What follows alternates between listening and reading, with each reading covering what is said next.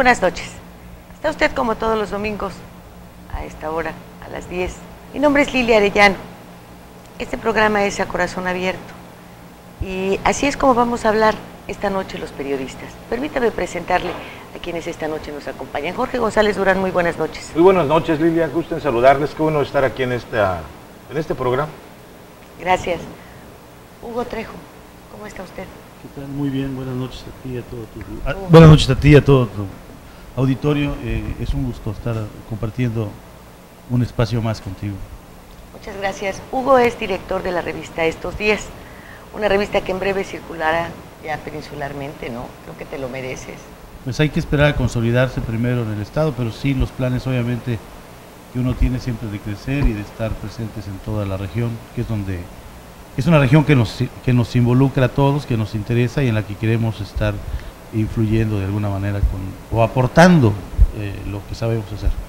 Justo Mike, ¿cómo estás? Muy buenas noches. Buenas noches, Lilia. Gracias por la invitación a Corazón Abierto. Te lo agradezco de veras. Y a ti te leemos en Novedades. En Novedades estamos. Ahí, ¿verdad? Muy bien. Don Oscar González, ¿cómo está usted? Lilia, con buenas todo noches. Y su café negro. No lo veo con café negro. Estamos muy bien, gracias. Y café pues todo el día, ¿no? A don Oscar lo leemos en El Periódico, así se llama el medio en el que él está y que también tiene una circulación pues aquí en el estado de Quintana Roo, pero que también se conoce ya, sobre todo a nivel nacional, ¿verdad? Sí, es un ¿Tienen referente ustedes en la industria turística, en muchos otros Sí, es un lugares. referente en esa industria. Y bien, pues el programa de esta noche es para que hablemos un poco de lo que sucede en Yucatán, de lo que sucede con los gobiernos, con los dos últimos gobiernos que se han visto en posiciones tan controvertidas, tan extremas, el retorno de Patricio Patrón, lo que ha sucedido con doña Ivonne. ¿Cuál es tu opinión al respecto, Hugo? Mira, tenemos que entender, por un lado, que la sociedad yucateca es una sociedad muy polarizada, ¿no? Patricio Patrón Laviada en su momento vino a ser una esperanza de transición, de cambio para los yucatecos, después de haber mantenido durante mucho tiempo el PRI y la gubernatura de toda la historia de Yucatán y haber estado la oposición conservando Mérida, que ya lleva también bastante tiempo hasta ahora que la perdió desde el 88, que lo ganó Ana Rosa Payán. Pues yo creo que aquí hay una serie de situaciones bastante lamentables para el pueblo yucateco. Este gobierno de esperanza, que era el del cambio por primera vez en la historia de un gobierno estatal en Yucatán, resultó un gobierno muy malo, con muchos escándalos de corrupción, con muchos problemas políticos, con manifiestas torpezas de gobierno. Bueno, yo me iría un poquito al papel de los medios de comunicación en Yucatán. La sociedad yucateca es una sociedad muy participativa. Los medios de comunicación, en primer lugar el diario Yucatán, diría, han tenido una influencia decisiva en la formación política del pueblo de Yucatán. El Novedades de Yucatán, que nació en 1965, ha jugado también un papel muy importante.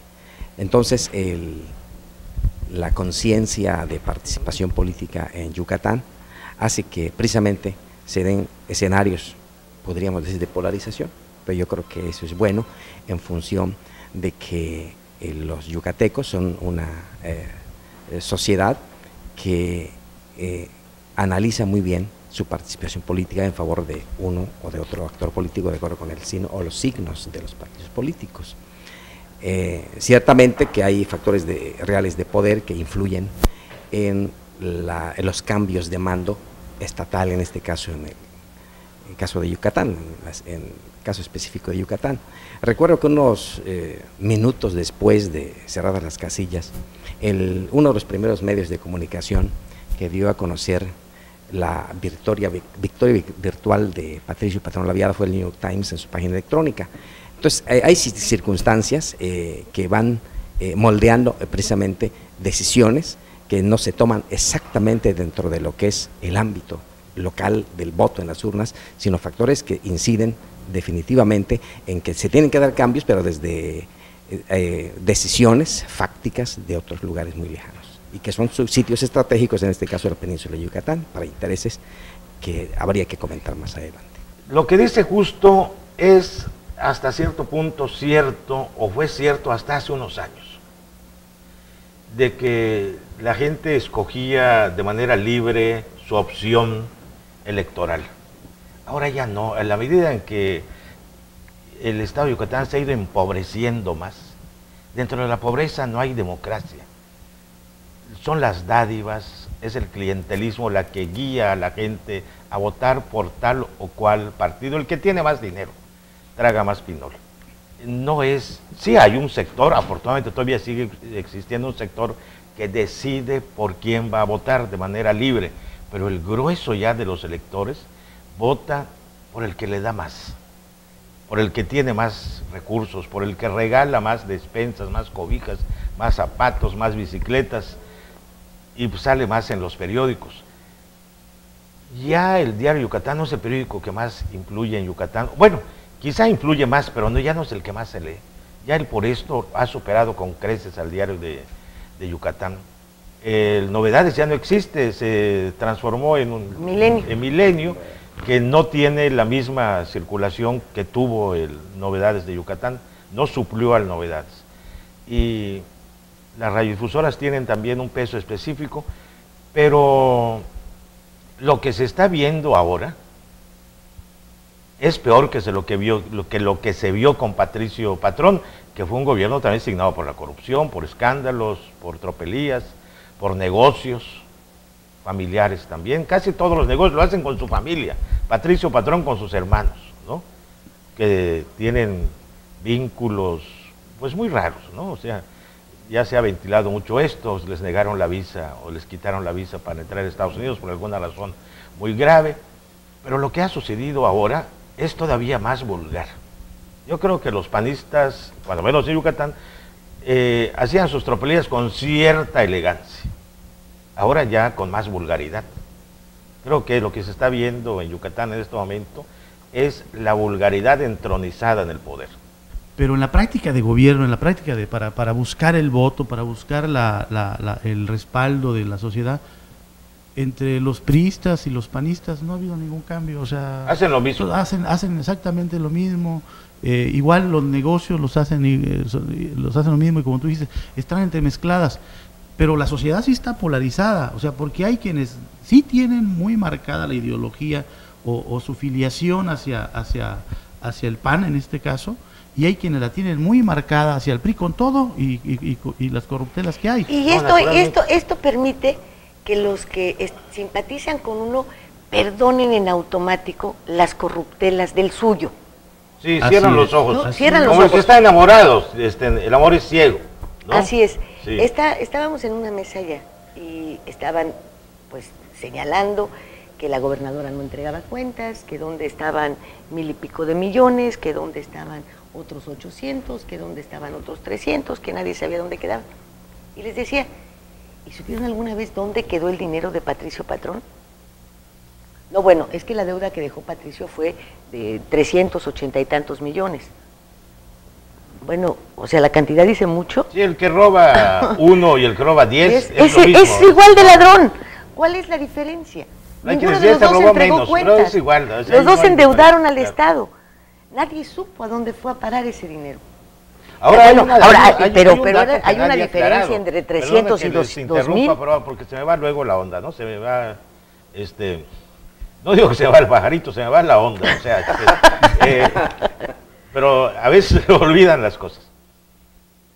Se publicó el Diario Yucatán una nota interesante que nadie ha desmentido, que en estos 4 años que yo vivo, se ha gastado una cifra sin precedente en toda la historia de muchas entidades del país, 90,000 millones de pesos, contando operaciones federales, impuestos locales, 90,000 millones de pesos, que traducido en dólares es una cantidad estratosférica también, y no hay ni una obra terminada, o sea, no hay ni un proyecto concluido, puras primeras piedras. Entonces esto es escandaloso.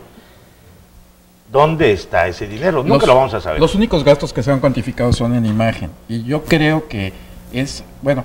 Pero les debe a todos. Pero les debe a las televisoras. Sí, es lo que incluso en esa misma nota que tú mencionas, pues hacen el señalamiento, la señora Blanca Estrada, de que, bueno, ellos suponían que gran parte del dinero que se ha desaparecido estaba en imagen, pero si a las televisoras también les debe, entonces ¿en dónde está? Es un gobierno que puso el activismo del PRI, no puso la presencia real del partido en el Yo Estado. no creo eso, Un gobierno Oscar, que porque eligieron no los tiene que yucatecos, justificarse ¿no? O sea, de esa claro, manera con claro. el centro, con lo de más allá. El centro no le iba a quitar el poder ya si es que ellos se lo dieron. Y el centro Más era el allá. PAN, o sea, el centro era el PAN. Bueno, ahora, dices tú, no hay, y Jorge, no hay diferencia. Bueno, lo vemos un poco con Ana Rosa Payán. Lo mismo puede estar en un partido que en otro. Así es.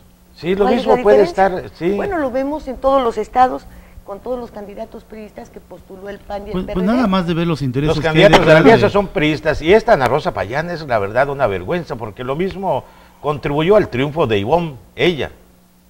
Ella contribuyó al triunfo de Ivonne, Como en igual su le momento recompensó el con Cholo un que paz trabajo. descanse contribuyó también.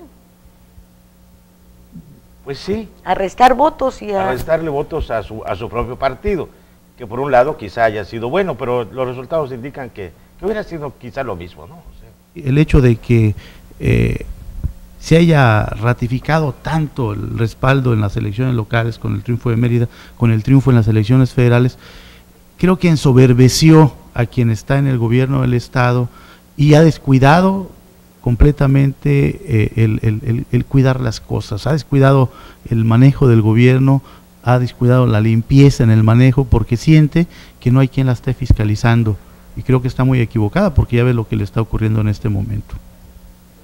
Pues ojalá que todo fuera una situación de números y de cifras y de todo, pero no es así.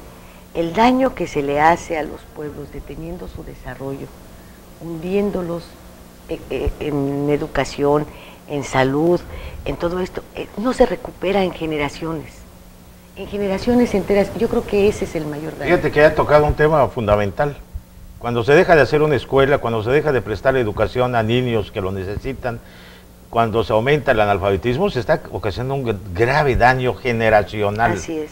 Ese es un daño, pero No es muy el grave. daño de 90,000 millones. Vamos a traducirlo a un futuro nada lejano y es un daño mucho mayor, porque es el que nos está generando toda la dependencia. Es Y el es que que le está esta cerrando a nuestras polarización de la que juventudes se todas habla las puertas. Es lo malo. Hay que elegir no a personas que sean de izquierda o de derecha. Yo creo que llegamos a ese punto. Elegir a personas buenas, a personas con principios, con ética, que sí las hay. No somos todos una sociedad de ladrones ni una sociedad de No bandidos. somos una sociedad. O Lo sea, que habría que encontrarlas es dentro de la política. Dicen que el que no chilla no mama. Así Dicen, dice el sí. refrán, ¿verdad? Y Yucatán se la ha pasado hablando de mucha miseria, hablando de mucha pobreza, hablando de marginación, cuando su universidad ha sido reconocida durante muchos años como una de las mejores universidades del país, cuando, bueno, pues Mérida la hemos visto ir cambiando, pero mantiene una fisonomía, un urbanismo correcto, cuando tenían haciendas enequeneras y eran los grandes exportadores de enequén. No me parece que hubiese sido durante décadas esa entidad tan llena de hambre que se vendía de manera popular. También vemos que el pueblo yucateco, en comparación con el resto del país, es un pueblo culto, es un pueblo que lee, tienen las mejores bibliotecas. Entonces, también tienen su teatro, también tienen todas estas actividades. Y yo me atrevo a asegurar... Si nos vamos a eso, nos vamos a otros sexenios priistas, todos, en donde yo no sé cuál es el límite para robar, no sé si hay un límite. Lo único que sí sé es que yo no conozco un exgobernador yucateco pobre. Todos bueno, son de Yucateco ni de ningún otro multimillonarios. estado del país, ¿eh? Multimillonarios. Y también sé que en este momento hemos recorrido varios municipios nosotros en Yucatán y nos encontramos con hambruna, con miseria, pero también con un pueblo que la acepta.